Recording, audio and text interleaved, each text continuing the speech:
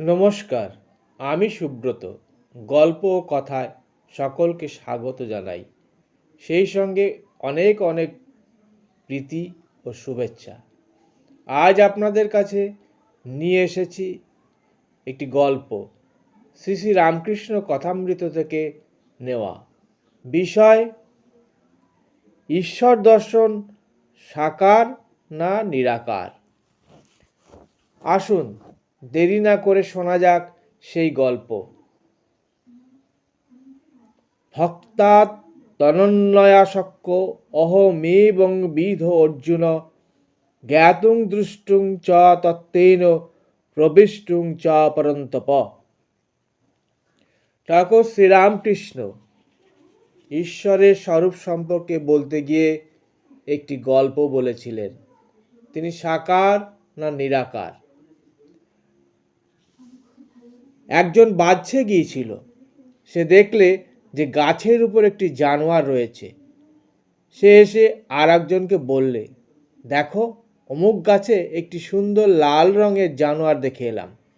লোকটি উত্তর করলে, আমি যখন বাজছে গিয়েছিলাম আমিও দেখেছি।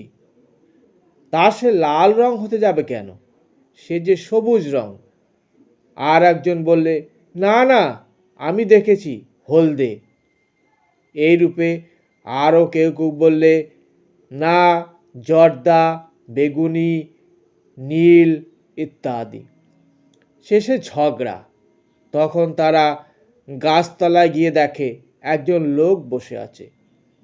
তাকে জিজ্ঞাসা করাতে সে বললে, আমি এই গাছতলায় থাকি, আমি সে জানোয়ারটিকে বেশি জানি। তোমরা যা যা বলছো সব সত্য। সে কখনো লাল, কখনো সবুজ, কখনো হলদে, কখনো নীল, আবার সব কত কি হয়, বহুরূপী। আবার কখনো দেখি কোনো রঙই নাই, কখনো সগুণ, কখনো নির্গুণ। অর্থাৎ যে ব্যক্তি সদা সর্বদা ঈশ্বর চিন্তা করে সেই জানতে পারে তার স্বরূপ কি। সে ব্যক্তি জানে যে তিনি নানা রূপে দেখা দেন, নানাভাবে দেখা দেন।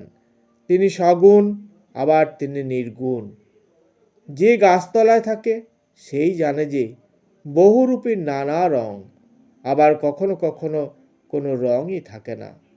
অন্য লোক কেবল তর্ক ঝগড়া করে কষ্ট পায়।